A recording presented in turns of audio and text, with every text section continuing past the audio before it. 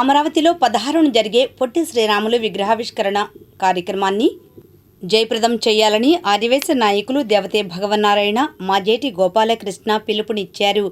ఈ మేరకు వారు సిటీ న్యూస్తో మాట్లాడారు. 16 తేదీన జరిగే పొట్టి శ్రీరాములు గారి విగ్రహ ఆవిష్కరణకు గౌరవనీయులు చంద్రబాబు నాయుడు గారు అట్లానే దూండి రాకేష్ దంపతులచే ఒక పెద్ద కార్యక్రమం జరుగుతుంది. ఆ కార్యక్రమానికి రాష్ట్రం నలుమూలల నుంచి అతిరథ మహారథులు అందరూ ఇచ్చేస్తున్నారు.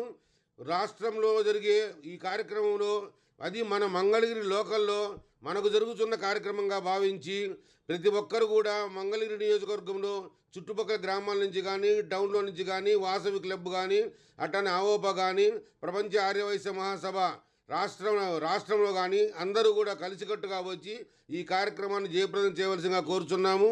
రేపు 16వ తారీఖు ఉదయం 8:30 గంటలకల్లా లక్ష్మీ నరసింహస్వామి దేవస్థానం వద్ద వెహికల్స్ అరేంజ్ చేశాము.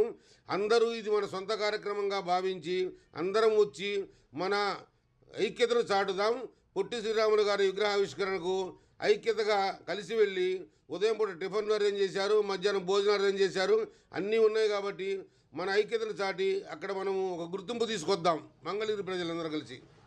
తెలుగు మాట్లాడే వారందరి కోసం ప్రత్యేక రాష్ట్రం కావాలని 58 రోజులు అకుంఠిత దీక్షతో తన ప్రాణత్యాగం చేసినటువంటి గొప్ప మూర్తి అమరజీవి పొట్టి శ్రీరాములు గారు. మరి వారి త్యాగ ఫలితంగా ఆంధ్ర రాష్ట్రమే కాక భాషా ప్రయుక్త రాష్ట్రాలుగా అప్పుడు ప్రధానమంత్రి గారు 6 రాష్ట్రాలుగా విభజన చేయటం జరిగింది. తద్వారా ఆంధ్రప్రదేశ్ ఏర్పడిన విషయం మనందరికీ తెలిసిందే.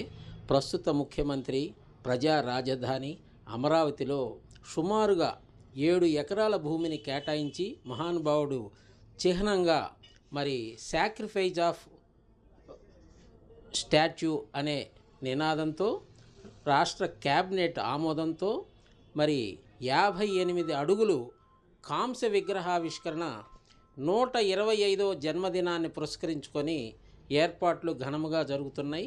మరి ఇటీవల పరిశీలిస్తే అలాంటి మహానుభావుడికి చక్కటి గుర్తింపు తీసుకొచ్చింది కూటమి ప్రభుత్వం. మరి క్యాబినెట్ మినిస్టర్స్ కావచ్చు, పార్లమెంటరీ సభ్యులు కావచ్చు ఈ కార్యక్రమానికి విచ్చేస్తున్నారు.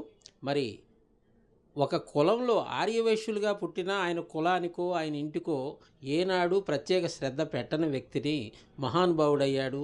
మరి దేశ ముఖ్యుల్లో ఒకడుగా మరి భారత స్వాతంత్రంలో కూడాను కీలక పాత్ర పోషించిన వాళ్ళల్లో ఒకరుగా గుర్తింపు తెచ్చుకున్నారు మహానుభావులు. వారి విగ్రహావిష్కరణకు మంగళగిరి ప్రాంతంలో అత్యధికంగా పాల్గొని జయప్రదం చేద్దామని మనవి